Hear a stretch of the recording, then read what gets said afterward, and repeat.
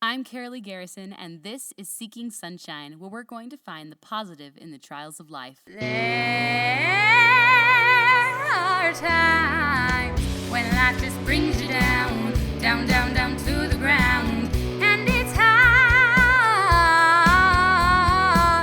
when you can't see the light, 'cause things don't look so bright. So now it's time to reframe and retrain your brain. It's time to look for the good. You know that you should.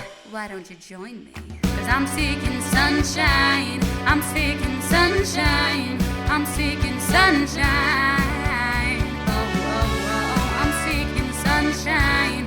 I'm seeking sunshine. I'm seeking sunshine. I'm seeking sunshine. Today, I'm excited to welcome my good friend Amberlyn Hutchings, who's going to tell us her amazing story about adoption and fostering and the entire whirlwind journey that she went through to get her girls. It is truly inspiring what she's been through and how patient she's been and how hopeful she was through the whole thing. Thank you for being here, Amber. So let's just get started. Why don't you just tell us your story? So I got married a week after my 19th birthday, very young. And we wanted to start having kids right away. I think we waited almost a year. The plan was to wait 2 years, and we made it to almost a year. So I got off birth control with one of my friends because we wanted to be pregnant together. She got pregnant that first month. Well, that's a rarity. Yeah, I know. Like, that's unusually fast. Yes, crazy. So, and then we just weren't getting pregnant. We're getting pregnant. I ended up nannying for a family who had foster children. And she was like, you guys should get some foster kids, just a couple little girls. You'd be so good with them. It'd be so good for them. And so we decided to do that. And we ended up with 5 boys. Whoa. Yeah. Boys are...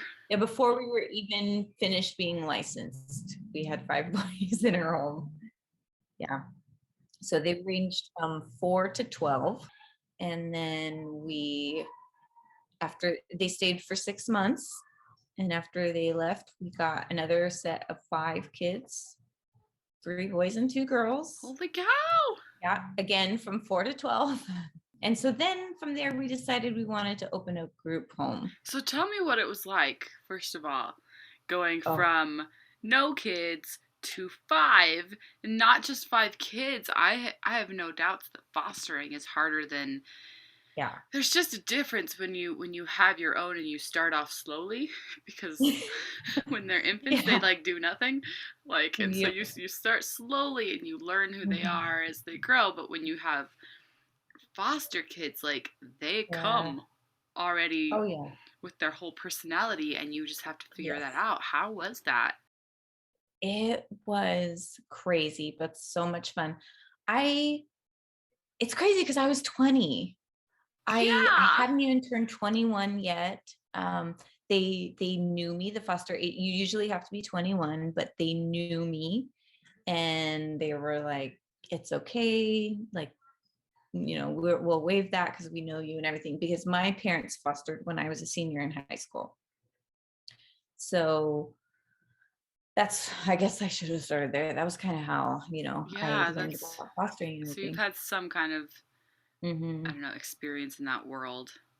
Yeah. So I had 2 foster sisters, a 4-year-old and was she 14 or 15 years old when I was a senior. So yeah, it was crazy so I was 20, about to be 21, and I had a ton of energy though.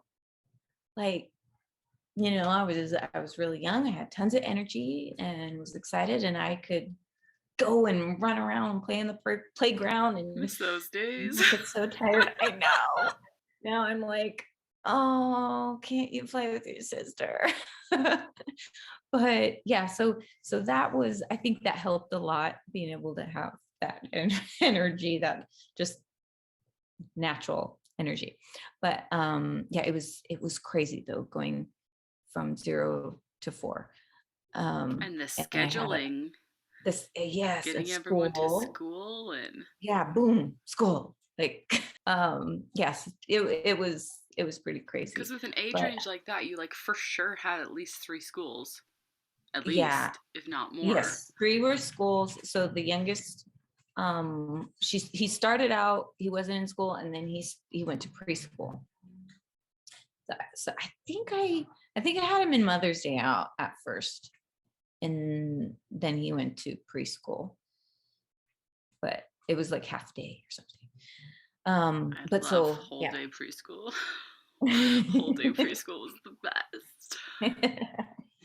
Yeah, so I had a lot of help though from my family, which and then my friend that had told, that I had been nannying for, she lived down the street from us.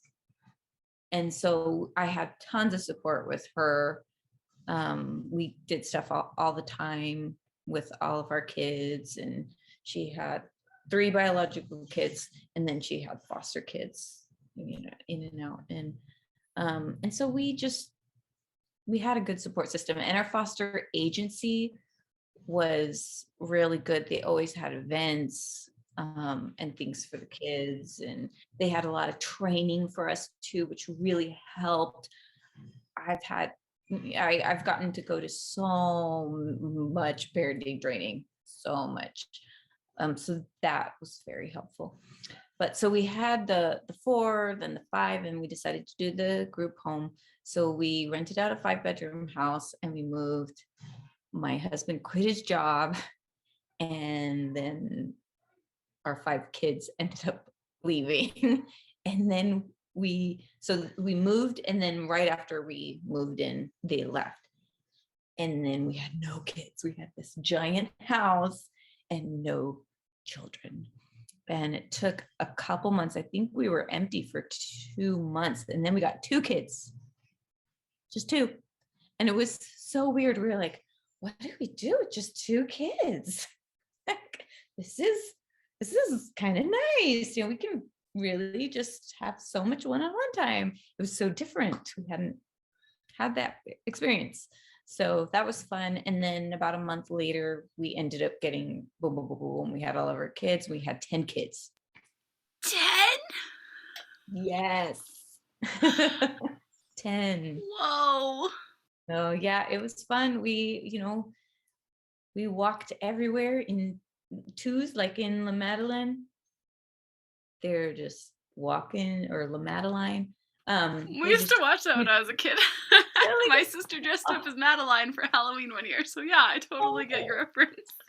Yes. So yeah, we paired a bigger kid with a little kid, and they had to be their buddy. And whenever we went out in public, they had their little buddy, and they had to hold hands and stick together. So it just helped, with safety, since there were so many, 10 kids and 2 adults. So it was fun. Yeah, it was crazy. Every time we went to Spectrum, I don't know if you remember it being called Spectrum, but it was a workout gym. And I think it might have been bought out by Gold's, but every time we'd walk in there, they're like, oh, the party's here, because we'd have all these 10 kids. We'd fill up their daycare center. So yeah, it was pretty fun. That was crazy. We had kids going to 2 different schools. We had 2 different minivans, and we spread out. We had 3 3-year-olds. Well, we had one was 2, and then after a few months, she turned 3. So 3 3-year-olds. 3-3-year-olds. Mhm. 3 Oh 3-year-olds, man. a 5-year-old, so 3 3-year-old, a 5-year-old, twin 7-year-olds, an 8-year-old, 10-year-old, 12, and then a 12-year-old and a 13-year-old. And then I think I'm like speechless because that sounds so hard. it It was. I mean, there were times when I would call the caseworkers and I'm like, I don't know what to do. They're doing this and this and this, and I don't know. I don't have experience with this. I don't know, what do I do? And they're like, oh, you'd know better than I don't have any kids. I'm like, you know. Yeah, because these are kids who are having a really rough time and whose behavior, I'm sure, reflected that. And Yeah. wow. Jeremy got headbutt in the face before.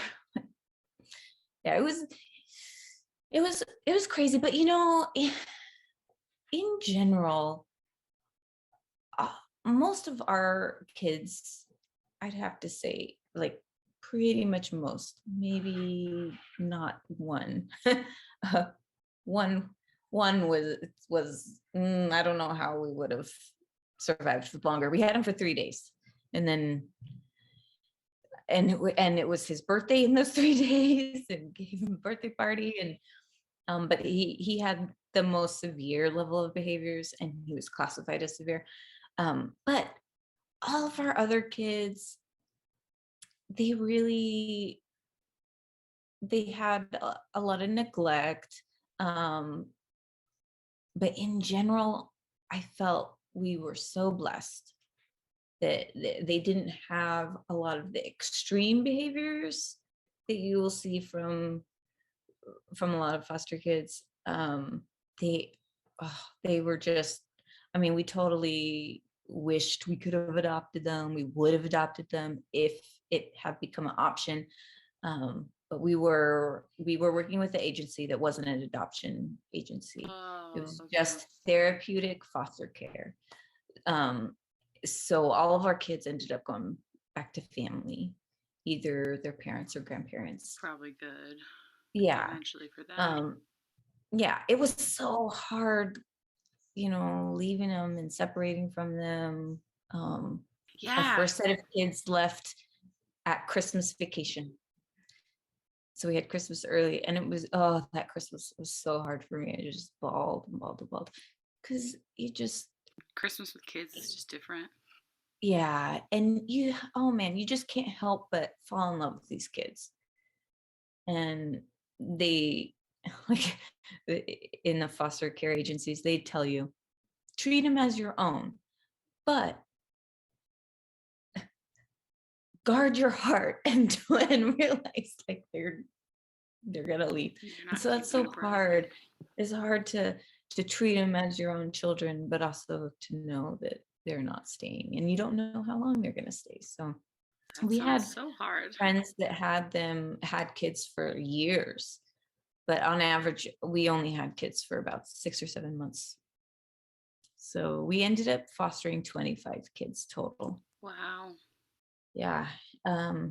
So one thing, when we first got married, we said we wanted to adopt. That was something that we just always planned on doing, but we wanted to start having biological kids first.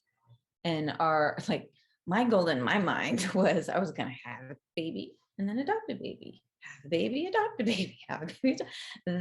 We wanted a baker's dozen. That was our plan. That's a lot. That was my naive plan at 19. Yeah.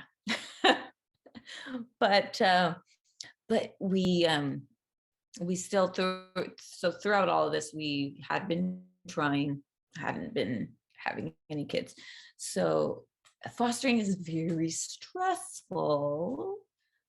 And so we decided we would take a break from it, and I'd go to school and get health under control and try to figure out fertility and stuff. So we ended up taking a break from fostering, and we moved. I started going to school, and I was taking so many like family-centered classes and family relations, marriage and families, or like just like all kinds of just family classes. And it was really hard for me because I wanted a family so bad, and it just wasn't happening, and I couldn't understand it, and I didn't know why. And they couldn't figure out anything why. We did testing and stuff. They couldn't figure anything out. And they said, well, our next step would be to do exploratory surgery. That's scary. Yeah. Or just go ahead and do IVF. Yeah. And I was like, I don't know. And I think at that time, it'd only been 2 or 3 years. And so he was like, oh, you may just be, one of those couples that it just takes a little bit longer. So he's like, we can either do the exploratory surgery, do fertility treatments, or just wait a little bit longer and maybe you'll get pregnant naturally because it just takes you a little bit longer. And so we decided we'd just wait and try naturally. Yeah. So we ended up going to school, and then we ended up coming back. I went to hair school. When we were away for school, we never saw each other. So the cost of living and what they paid for jobs there and everything, it just wasn't good. Jeremy was working 2 or 3 jobs, and I just never saw him. And so we're like, we came home for summer vacation, and we're like, why don't we just stay here? This is silly. We never see each other. Let's go to school here. And so that's when we just didn't go back. And that's when I went to hair school. And then a few more years go by, still nothing. And we decided to. So tell me, I can only imagine how heartbreaking and how hard that had to be. How did you get through that? How did you keep up hope? A lot of prayers. When we were fostering, thinking about how I was at least, even if, I don't get to keep these kids, I get to be their mom for a short period of time, and I get to allow them to experience what a healthy family environment is. And I get to shower them with love. And just knowing that I was able to do that helped immensely. I don't know, that really helped me and pushed me in that. And yeah, lots of prayers, going to church, although sometimes going to church didn't help. I'm sure sometimes it hurt more than it helped. Yes. Yeah. So that was hard, but just keeping close with God, and knowing that there was a reason behind everything. It wasn't the right time or whatever. We can't ever know. We don't always know the reasons why things happen the way they do, but having the knowledge that there was a purpose behind it, and everything was gearing me towards something, helped me continue on. And so we went to another fertility specialist, different one. I had many recommendations to her, and so we went there, did all the testing again, which was not fun, but it was actually better than the first time. One of the tests the first time made me extremely, extremely sick. Oh no. Yeah, it was awful. And then when I told her, the new doctor, about it, it was nice. She gave me some medication before the treatment, and it was good. This is a lot better. I was like, what? Did you do anything? This is great. But again, so they found I had polyps in my uterus. I had surgery for that, got all those gone. I was like, I'm gonna have a baby now. That was it. No. And then we ended up doing a few rounds of IUI. And what does that stand for? Artificial insemination. And I don't know what IUI, but so we did that. I had not quite as many eggs as they had hoped, or that I should have at my age. And so that was a little bit discouraging, but she was like, you don't need tons, so it should be okay.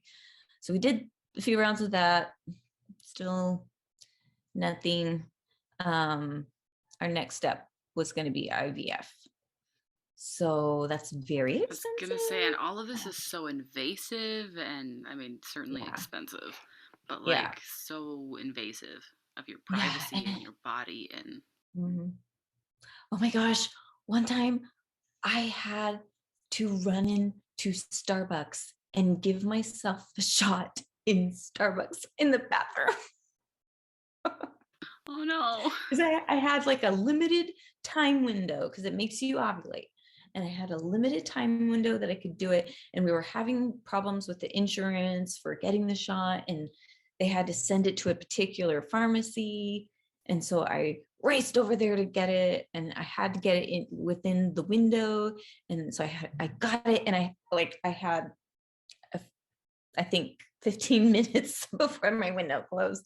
So I got Wow. it. There's a Starbucks across the street. I went into the Starbucks, went to the bathroom, shot myself up, and then went to work. So Holy cow. yeah. Yeah, so lots of fun. Oh yeah. I remember one day when I was at work and I heard that one of the girls was pregnant, and I was so happy for her. So happy for her. But then just went to my car and cried and was just like, why? Why not me? Not why her, but why not me? I felt like it's a very righteous desire. I'm not asking to win the lottery. Why can't I just have a baby? And so that was hard. It was always hard. It was, I think, the hardest when my brothers started having babies, my younger brothers. Hmm. um that was always the hardest, but and nothing, not taking any joy from them. I wasn't upset that they were pregnant. It just always reminded me It that just I'm not. highlighted your own struggles. Yeah. I totally get that. Hmm. So one class that I took in college was, I think it was in my family relations class. One article we had to read kind of has helped me throughout everything. Um, it They talked about how there's so many different ways of being a mom, and you don't have to biologically have any children to be a mom. You can be a stepmom, you can be an adoptive mom, but also as an aunt, you can be a mother figure. You can be a Wow. mom to the children in your community, to the children at your church. I think of teachers. Yes, teachers. Um, you can be these mother figures in all these children's lives, and it really does take a community to raise children. Now that I have them, Yes, it such a it does. community. It does, and I feel so bad for people who don't have a a good community, and help. But that I always held on to that. Always held on to that. Um, and I was like I claimed my brother's second child. I was like, when we still hadn't had any kids.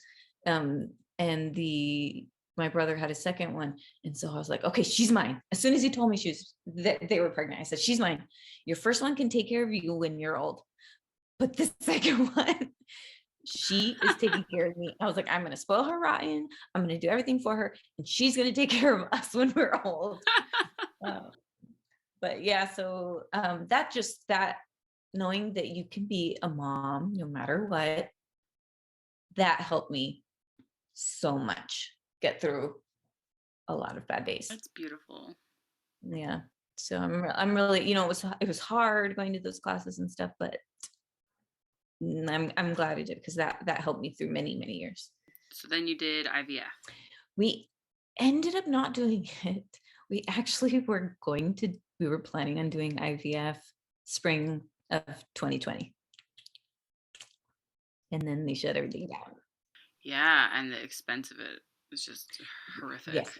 Okay, so the expense is crazy. My brother was like, we need to do a GoFundMe and all this stuff. And I just felt bad doing that. I don't know why. But if we found out like our Jeremy's company changed insurances and everything, and they were gonna pay for the majority of IVF. And so we're like, awesome. Okay, we'll do it. So we were planning on doing it in May of 2020. Everything closed down. Oh, so, COVID. Yeah, I know. It has affected us in so many ways. Right. But anyway, that was after we got the girls, though. So while we were going through fertility stuff, I had a friend. It was my same friend that I nannied for that told us to foster. She was actually now working as a case manager at a foster agency. And she called us up and was like, hey, we have a couple kids. The parents are going to lose their rights. They're going to be terminating their rights. The foster family doesn't want to adopt because they're older.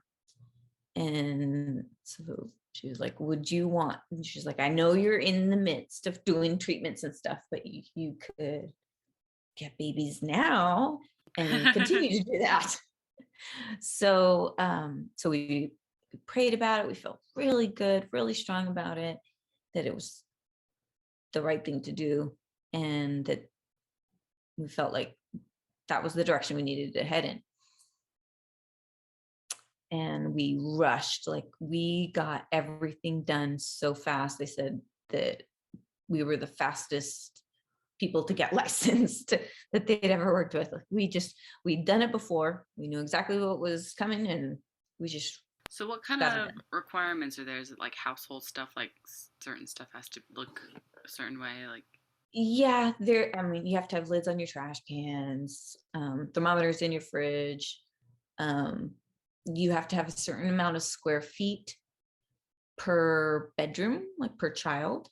That's interesting. And then you have to have a certain amount of square feet in the living room per child. That's really interesting. I would not have expected that. Yeah. We had to like make our own little blueprints of the house and do fire escape plans and all kinds of technical stuff like that. But then you also had an extensive questionnaire asking you about everything under the sun, asking you about your family, the way you grew up, your parents' discipline style, everything. Your worst memory as a child, your best memory as a child. Wow. Yeah, they go deep. And you have to write like a summary of yourself, your family, send pictures, all kinds of stuff. It's a lot. It's doable though, but it's a lot. It can be really overwhelming. But it's like buying a house. It's just a lot of stuff to do. And actually, when we did buy a house, we thought that was really easy in comparison. Yeah. We're like, wow, everybody always complains that was pretty good. So, but yeah, it's very, very, and then they have to interview everybody in the household. So if you have children in your home already, then they interview them. They just want to make sure everybody's on the same page. Make sure it's a safe place. Yeah, make sure it's safe, and then make sure that everybody is wanting to do it. Everything. Because if it's the mom that's really wanting to do it, but the dad's not really on board, that's not a good dynamic. You both have to be on board to do that. So we raced to do it. So we were going to do foster to adopt for these little kids. And we'd kind of already been contemplating adoption, and we said if we were going to adopt, we wanted to do it through foster care, just because we have a tender heart for foster care. Familiar And with so so we really wanted to do it through the foster care system. So we raced to get that done. So we get it all done, and then you have a lot of training you have to go through as well before you can be licensed. Did they make you do it all over again? Oh yeah. And especially because we went through a different agency. We went through one that did adoptions. So, but even if our license had lapsed and you wanted to do it again, you still have to do everything all over. Anyway, so we did it, and then there was like drama with the CPS caseworker and the foster parents and then the foster agency. And so they pulled the kids out of the agency, and they were like, nope, we're not sending them with anybody in the agency. And we're like, but we want to adopt them. And she was just no, she didn't want to work with the agency. And so our kids went bye-bye. And we had already been like bonding with them, we'd been visiting them. Yeah, so we had a baby shower with them. It was were they like little? Yeah, 6 months, and the little girl was 6 months, and the little boy was 17 months. And just the cutest little, they were adorable. So that was, and we should have known better. After, having experience with foster care, we should have known better not to. And to dive in. Mm-hmm. And I mean, we always say like nothing's set until everything's signed, and everything changes. With foster care, everything could change in a moment. And I guess since they were really little, it wouldn't. But you guys probably had like personalized stuff just for them. And my aunt kind of went through something similar, but they were a little bit older, and she had bought all the bedding and all the everything and twin beds just for them with their names on them, and like gone through the works, and then it all fell through. And yeah, thankfully we didn't do anything with their names on, because we were going to change their names with the adoption. So we didn't do anything with their names on it. But I had, all this little girl stuff and little boy stuff. And someone had given us a little hat. It was like a little fedora for the little boy. And we had it around for the longest. Actually, we still have it. It's hanging up in there. But every time Jeremy would see it, he would just tear up. It was so hard for him. But we had it set aside, and then now our girls, they got into hats, and they found it, and they play with it, and they wear it around and stuff. But yeah, so that was really devastating, just devastating. And actually, right before they said no to the agency, I think the father had come forward and wanted them. So then they were going to try to unite. He had been nowhere before, and so they were going to try to unite with them. And then they ended up not, and they went with a different agency. So it's just because of the agency and the CPS worker not getting along. Yeah, I don't know exactly what happened. I don't know if they were mad that they weren't going to adopt them and keep them, or what. I can't remember. And I wasn't privy to everything. But that they did end up getting adopted by the foster family that they did go to, and so that's good for them. But so the very same day that we found out for sure we weren't getting them, they were like, well, are you open to any other kids, to having, any other kids? And so with our crushed hearts, we thought about it, and we were like, yes, we'll get another child.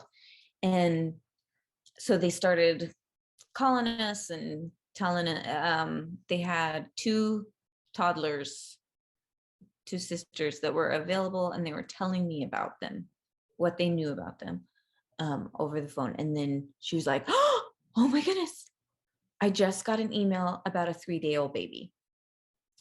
And I said, sign me up, put my name in.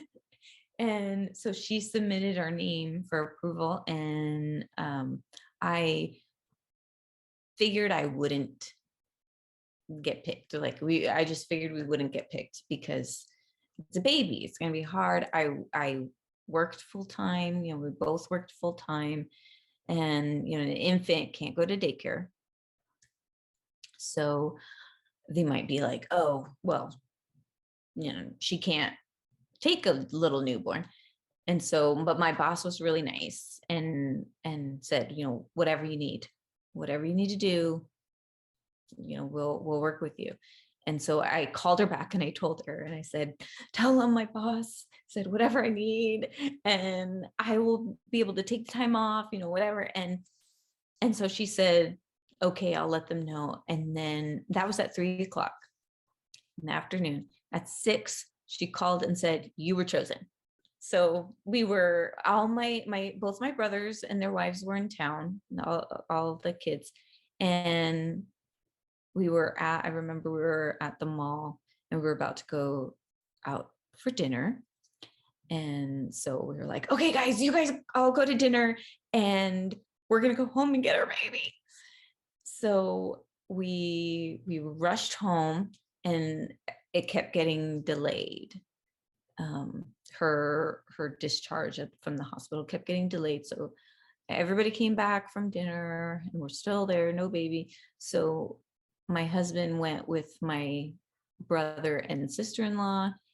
They went to Target and got newborn stuff because we didn't have any newborn things. We had stuff for 6 months. Yeah. And so we went and got new, and she was teeny tiny. So got a few preemie things and some newborn stuff, and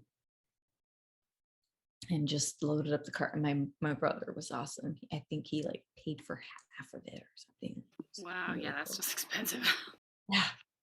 Yeah. So and then at 10:00 at night, they arrived and handed me a little baby. And they had told us that it was most likely going to be an adoption. And so we were super excited and everything, scared. So was this for sure yet, or was this still it was not for sure, okay, because it's foster care. So but they had said it would most likely be, and then it ended up being a crazy roller coaster the whole entire time. It was. So was this one of your two girls, or was this one of our two girls? Yeah. Okay. So I don't want to hope. I'm sitting here wait, is it? No, I don't want to hope too much. I know.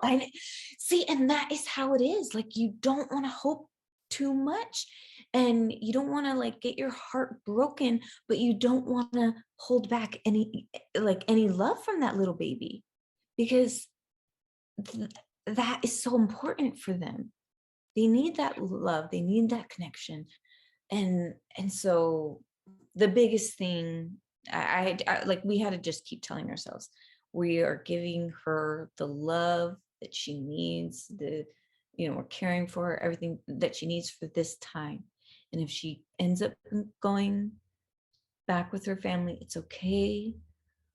Hopefully we'll get to stay in touch. We wanted to keep good relations and everything so we could help. We're we will be the aunt and uncle. It's okay. We just wanted to keep that relationship there. Best. And but so it was up and down. Oh, she's probably gonna go back. Oh, I don't know. Well, she is. So finally, we thought she would be going back pretty soon. She had a trial coming up and stuff. And so we thought she'd be going back. So we finally said yes to getting another one, because, we kept bugging us about it. We were like, no, we have a newborn. We don't need another kid yet. But so since we thought we might not get a keeper, we said yes to another one. But we had told them, because we bought a house and we were going to move, and we didn't want to have because they had called us about a toddler, like a young toddler. And I was like, oh, this is going to be too hard moving. Let's wait until we move into our house. And then, maybe we'll get another one. So we move in, and right away, they're like, oh, you're in your new house? Okay, we got a baby. And so we hadn't even unpacked, and we got another baby. So, so we had a 7-month-old and then a 6-week-old going through drug withdrawal. Oh no. Mm-hmm. So we met her when she was 4 weeks old, and we started visiting her in the NICU and doing feedings. We had to do an overnight as part of the stipulations to be able to take her home. We have to do an overnight. So that was the first time I left my baby, and my parents watched her and Alizé, and then we did it overnight with Elvie, and we got to bring her home. It was really fun because I actually got to bring her home from the hospital. So Alizé was delivered to us, but Elvie, I got to have the experience of watching the silly video and putting her in her car seat, dressing her in her little the big going home. Yes, I got to have that moment. So that was exciting. And was she preemie or was she month-old size, I guess? She was not preemie. She was the biggest baby in the NICU, because all the NICU babies were just like these little itty bitty things, because they're all super preemie and stuff. And then here's Elfie, like a normal size newborn baby, and she looked huge. But so yeah, she came at 6 weeks, and she was on a morphine drip until we took her home. She went through withdrawal until 6 months old. It was wow. Hell on earth. Long time. And that just meant like lots of crying, not sleeping lots ever. Of crying, like not sleeping ever. She had anxiety, still has anxiety. Yeah, she had anxiety as a baby. So weird. Like they're like, what? How do you know? It was the weirdest thing. You could just tell. You could just see it. It was like separation crazy. anxiety. Oh yeah. I mean, I would wrap her up all nice and tight and swaddled up all good and get her to sleep. As soon as I put her down, she couldn't, if she fell asleep, she wouldn't sleep for longer than 5 or 10 minutes. It was bad. You can't touch them softly. You have to like hold them firmly, because soft touches hurts their body. Hurts their skin. Yeah. Yeah, it's like a colicky baby, but worse. Would she at least eat? Yeah. She's always been an eater. So how did you get through that with never sleeping? Did you guys trade off or anything? Yes, thank goodness I have like a wonderfully supportive husband, and he would trade off. So for Alizé, for my first, we traded taking time off, because she couldn't go to daycare. So thankfully he has a great job too. So we would trade off who had 3 days off that week or who had 2 days off that week. And so I would look ahead in my schedule, and if I could take the 3 days, I would take the 3 days. and just whatever days I didn't already have appointments or that had fewer appointments that I could move. And so we kind of did that a little bit again when we had LV, not as much, but we had to wait a little bit until she could go to daycare. But then she ended up having to go to daycare, still going through withdrawal. He was such a blessing because he was up with me. He'd help me, whether whoever was going to work or not. Like we were pretty much, we'd both get up kind of for the feedings, and he'd help me get situated and whatever, and then go back to sleep while I'm feeding her, or he'd feed her and let me sleep. How did Alze do with the screaming when she was so little? Like, did you have different rooms for them, or like? We had them both in our room because Alze was still young. She was still really young. So they were both in a room for the first maybe month or two. And then we moved Alze into her own room. And then Elvie stayed in our room. So she slept in a bassinet in her room. And so she did pretty well. She kind of ignored her for a long time, just pretended she wasn't there. That's so young to have two that were so young together. Yeah. And it was hard because Alze was at a point when she needed more routine and just more connection and more from me. And she wanted mommy. And newborns are kind of chaotic. And then newborn. Yeah. So it was really hard. But Jeremy again, he like really stepped it up, and he really did a lot with Elvie. And because Alze wanted mommy all so much, that he really stepped it up.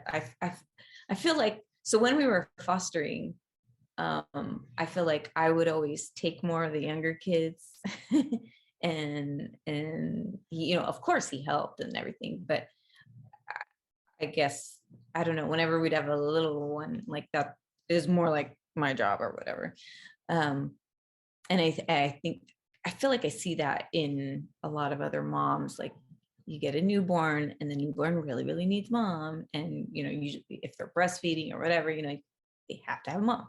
So dad usually takes older ones, but I feel like it was kind of a little reverse for us. Because Elsie was still such a little baby. So so, and then I had some great friends from church that would come over and just hold the babies so that I could do dishes, or do the dishes for me so that I could hold the babies, because I could never, ever, like, we couldn't put Elvie down ever. And like, they say you have to do the tummy time and stuff, and she just screamed bloody murder. It was so hard, so we had to like find strategic ways of doing them. But yeah, I had some good people around me that helped, and my mom. I'm terrible at asking for help, terrible. But there was one day when they just both wouldn't stop crying for hours and hours. And I was exhausted. Like, I felt like I was a zombie for that first year. But I just remember calling my mom, and I was just like, Mom, I need you. Like, I can't get them to stop crying. I don't know what to do. And so she's like, I'll be there. And thankfully she lives very close. She lives about 8 minutes away. So she came over. By the time she came, I had gotten them settled down. I can't remember if I had gotten her asleep or if she was just settled and playing, but I remember having Elvie in my arms, and I was like rocking, in the rocking chair. And I was just like dead, had like no face, like just I felt like I wasn't even looking at anything. And I Zombies remember about the just, right way to describe yeah, that. yes.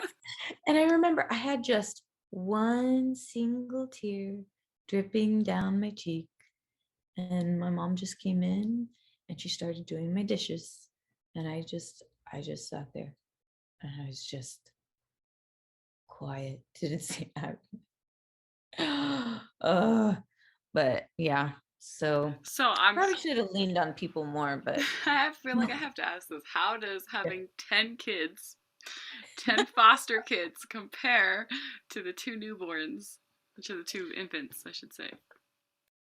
I mean, completely different because you're active in doing things with all the 10 kids. Because being sleep The two deprived. newborns, there was a lot of just, eat, sleep, poop, Well, and being sleep deprived and sleep. Oh, affects yeah. you in a way that I, you just never really realize how much it's yes, gonna do you in. I really think that 10 kids was easier. It Well, really because was. the youngest was what, 2? Mm-hmm. 3? So I guess you had some potty training, but like, well, maybe the 3-year-olds maybe were not potty trained yet. Actually, so the 2-year-old was the girl. She was pretty almost there when we got her. And so she potty trained fairly quick. The other 3-year-olds were not potty trained, and Potty training sucks, so. yes, it does. Oh my gosh, it's so bad. And you know what? So when I was potty training my girls, I was trying to think back to how I potty trained those other 3, and I couldn't remember. I was having such a hard time with these girls. They were almost potty trained so many times, and then they'd regress. But I can't remember. I did it. I potty trained 3 of them. I don't know how. Dude, potty training is the worst, so that makes you like a saint or something. That's a lot of kids to potty Oh, train. it was, yeah. But I think the sleep deprivation just makes everything so much harder. And I was terrible. I should have made myself go to bed more, like But you earlier. also need like you time to like Yeah. exist as a human outside of Mhm. yeah, and so Yeah. that makes it really And that's hard. been a big struggle. Like we'd be, we'd be like, well, we're gonna be up at midnight anyway for feeding, so might as well stay up till midnight, do the Right. feeding, and then go to bed, and then be up 2 hours late. So with Alzey, we had to do 2-hour feedings with her for quite a while. Wow. So when she got to a point where she could go longer than that, she was so tiny. She was like not even on the charts. And they said, you have to go back to 2-hour feeding so that she can grow. So 2-hour feeding around the clock. I was like, oh my gosh, we just got to 3 hours. Are you serious? So we had to go back to that, I think, until she was like 4 or 5 months old. And then turns out she's just tiny. She's just little. She has been in the 3rd percentile or lower her whole life. And she's 5.5 now. So Holy cow. I was like, we did that for nothing. But that sleep deprivation is that's serious. It's serious business. If I could give anybody any advice, it would be make sure you get sleep. Yeah, sleep deprivation will mess with you. Yeah. It messes with your brain. It messes with everything you're able to do. Like, and I was still working, part-time throughout the whole entire thing. So I never got that maternity leave of just like, on the schedule with the baby and napping, and plus yikes. Were you working at the hair salon? Yeah. So you were on your feet the whole time and doing complicated. Oh my gosh. I left my keys in the van with my van running. I can't even remember how long it was on until I figured it out. Like and there were some times when I would have a gap in my day and I would just go into my van and fall asleep. I'm like, okay, I've got to take a nap, and I just leave and I go to sleep. It took about 2 years until we got to finalize the adoption. So that was a lot of. Does it normally take that long? It I would say yes. It normally takes about a year and a half. The parents have they're supposed to have up to a year to Oh wow. get things in order. Sometimes it can be extended to 18 months. So, Was that for both of them? Or were they two yeah, it's separate? two separate things, two separate cases. So, Alize, hers kept getting postponed, and then Elvie's was like a clear, like easy case. It was just like cut and dry, but we still had to wait the year. And then we decided we wanted to wait until Alize's was done so that we could adopt them on the same day. So Okay. that we could have just One one day to adoption celebrate. day that we celebrate we're family. So we could have adopted her earlier, but we waited for that. And then we ended up having also to postpone Alize's longer because we had to have paperwork filled out by the doctor, and the doctor kept filling it out wrong. So then we Well, moved that's it annoying. to, yeah. So Elvie's developmental specialist, she had filled it out, like, because they deal with that all the time and they knew exactly what to do, and we had no problem with her. And so we sent Alice to her. Yeah, so they both have is different things that they're dealing with. So Alice, she had severe sleep problems, and our girl was like, oh, let's have a sleep study done before we prescribe anything. We got to make sure that everything physically is okay. And I'm so glad she did, because it turned out she had sleep apnea.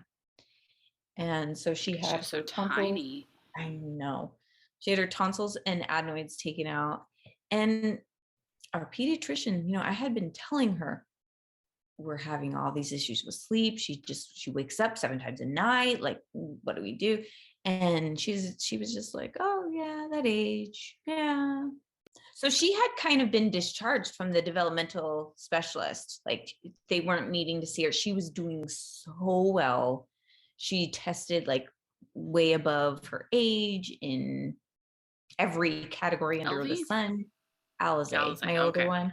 So when she was 2, her language skills were like 2 months shy of a 4-year-old.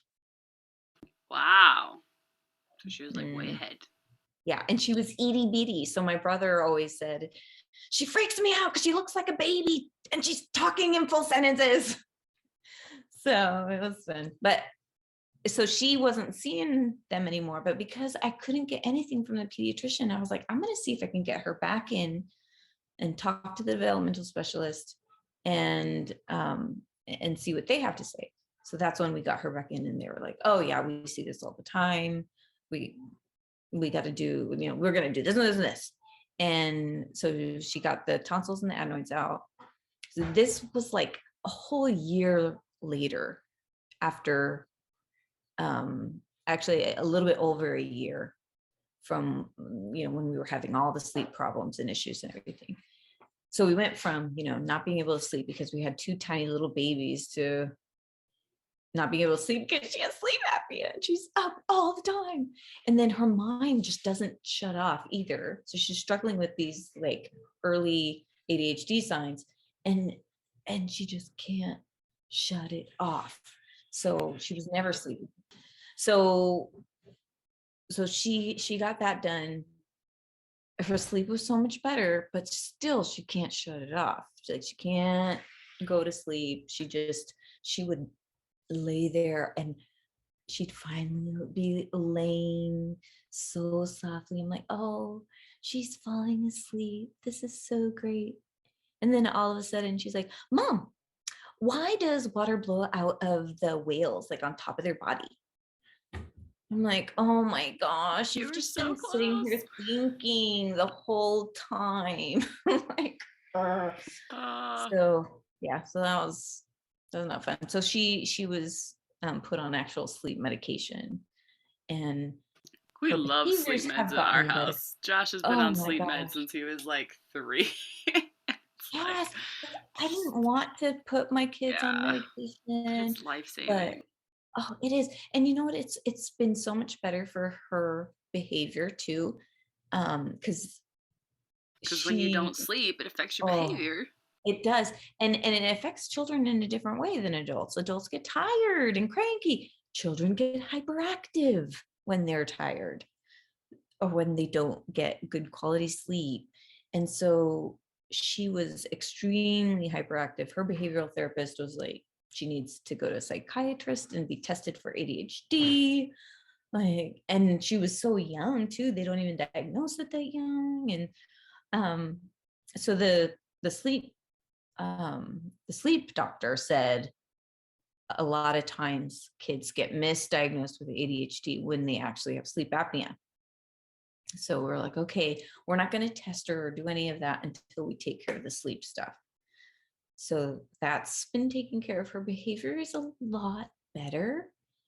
It's not, she's still a super hyperactive kid, but it's not so uncontrollable that I, like I broke down in tears at the chiropractor office one day because I was just so stressed out. I didn't know what to do. And he was so wonderful. Just he's been so helpful with them. They see him as well now. Um and so he's been great. So tell me how life is now with your little girls. How old are they? You said 5.5 and 5.5 5? and about to be 5. So yeah, they're 5.5 months apart. Wow. So they're about to be 5.5 and 5. Yeah. Um, Is it yeah. like having twins? Yes. Especially the older they get. Yeah. They're just off enough that especially when they were babies, like there's a big difference between 6 weeks and 7 months. There was a big difference for quite a while. We like carried 2 diaper bags around everywhere because we had different sizes of everything, different needs. But as they get older, it's more like having twins. I actually had a client that had twins, and when I was telling her about the babies, this is when they were babies, she was like, "Oh, so you're doing twins the hard way." Oh, yeah. Aren't twins? I don't want to discount anyone with twins. Like, aren't twins the hard way? Right? I know. I mean, at least I didn't have to recuperate physically. I didn't actually give birth, so I didn't have to recuperate physically while having newborns. So that was a plus. Yeah. But yeah, it is very much like having twins. I think because Alizé, it has always been so advanced. Oh, they And seem drastically different. Okay. they seem a little different, but then Elvie is a lot bigger. So my younger one is bigger than my older one. So for the longest time, I would think, oh, Elvie is like so far behind and everything, and Alizé is so ahead. And then I'm like, oh, wait a second. Like she's younger than her. And then I go back and I think, okay, when did Alizé start doing that? Oh, about 6 months ago. All right. So, so I think as they get older, they'll seem closer, but there's still been that difference. But so sometimes they seem so far apart, and sometimes I have to remind myself that they are not the same. So not the same age. Well, and kids are just so drastically different. Oh, yeah. Like all on their own. So when I was at BYU, Idaho, I had a professor, it was my Book of Mormon class, that said, God doesn't make bad things happen. And he doesn't make good things happen either. But he said, it's just the mortal experience. And I always had a hard time with that. Yeah, I'm like, yeah, I was like, but what about, God is in everything and there's a plan for everything. And Right. I struggled with that for years. So that was in 2009. And then I just struggled and struggled and struggled with that for years. And then um, I read one of the conference talks when they were talking about how, there's a plan and everything. And I discussed this with this group. I go to this study group. And every week, and it's been such a blessing. I've just been doing it for the past couple months, and oh man, so when I first started reading the book, the talk again, I was like, I don't know how I feel about this because of that, what my professor said. So I've just always been in this weird space about that. And then as soon as I walked into the house where we were having the meeting, I felt so good and calm and peaceful. And I was like, wow, like I didn't think so much of it yet. And then as we were talking, the more and more, we were discussing and just discussing how, God knows everything. Like he knows the whole timeline. He knows what is happening, back then, now, and in the future. And how there's a plan and a reason for everything. And I just felt so strongly that was true. Like I just felt so good. That felt the spirit so strong, the Holy Spirit. And I was like, you know what? I'm not confused anymore. Like this is like there is a reason. Like if we didn't go through all the experiences that we went through, We wouldn't we would learn. not have our two girls that we have today. Because if we just life would have been different, and we would have been down a different path, and things would have happened differently. And I love my girls, and I wouldn't trade. Like I would go through all of that pain and suffering and roller coaster of emotions again to come back to this point and have these girls. um and I wouldn't have, I wouldn't be who I am. I wouldn't have the the thoughts that I do. I wouldn't be able to empathize as much with people who are struggling. I've had a lot of people reach out to me that through Instagram and things, that are going through the same and asking, how did you go through it? And, what do you think? And this is their situation, and how, and, and advice about foster care, and people I've talked to so many people about people that have wanted to do foster care, but don't know anyone who's ever done it and don't understand the process and are unsure and scared. And so I'm able to talk to them about it. And That's awesome. and that's been really beautiful and meaningful to me. And I think having that in a sense of purpose and reason behind the infertility and the struggle and the pain has been worth it. Our struggles, no matter what they are, they all make us stronger, and we're all going to go through struggles. It's just which struggle are we going to go through? Yep. And I'm not even just which, we're going to go through many. So But it helps us relate to people. Yeah, it helps us relate to people. It helps us, to realize that we're all struggling in some way or another. And whether we can see it or not, everybody's going through something, and we just need to be there for one another. And I had such an amazing group of friends and everything when we had the babies when they were little. So many of our close friends have moved away. It's been sad, but we're making new friends and new connections, which has been great. But it's hard to start over though. yeah, I think holding on to something bigger, whether you believe in God or, any higher spiritual power. I think holding on to that makes you get through. It helps you get through anything. If you don't have it, you just can't have like a bigger perspective over things. When you're able to have that bigger perspective, it helps you get through all the little stuff and all the hardships. When you can understand that there's light at the end of the tunnel, and there's meaning and purpose behind it. So I totally agree. That's awesome. You just gotta hold on to that and remember. Awesome. So, that was great. Thank you. You're welcome.